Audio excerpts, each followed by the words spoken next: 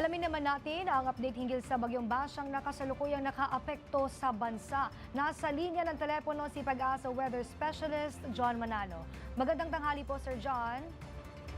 Magandang tanghali rin, Miss Princess, at ganoon din sa ating mga taga-subaybay. Good news po.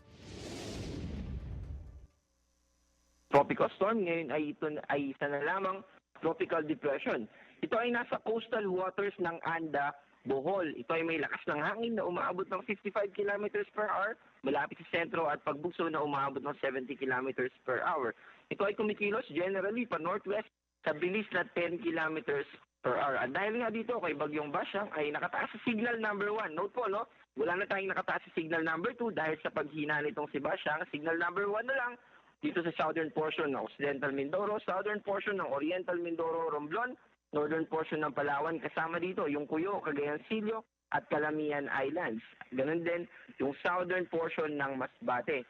Yung southern portion din ng Eastern Samar, naka-signal number 1, southern portion ng Samar, Guimaras, Iloilo, Capiz, Antique, Aklan, Biliran, Bohol, Cebu, Negros Occidental, Negros Oriental, Leyte, Southern Leyte at Siquijor.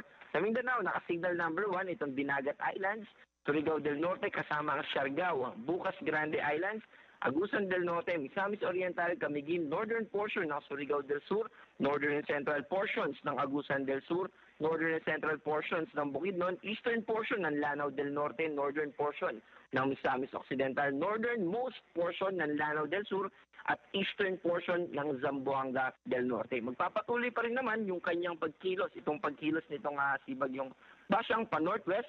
At good news kasi as early as Saturday ng hapon or gabi ay magiging low pressure area na lamang ito base sa ating latest bulletin. Ibig sabihin mas bababa na yung mga epekto nito in terms of lakas ng hangin at ganoon din naman ang mga pag-ulan.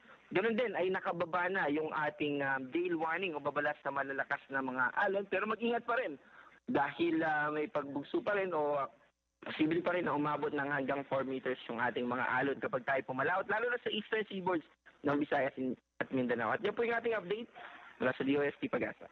Sir John, given na humina na itong bagyo, ano man ang inaasahan nating lagay ng panahon para sa darating na weekend, especially dito sa Metro Manila?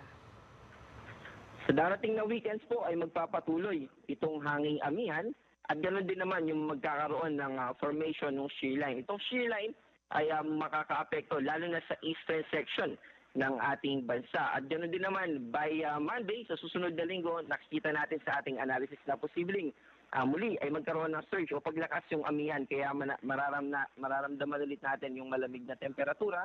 At yes po, yun po yung main. And also yung mga kaulapan, lalo na sa northeastern portion ng ating bansa, ibig sabihin nun posible yung mga pag-ambon. Okay, maraming salamat po. Yan po ang ating weather specialist John Manalo mula sa Pag-asa.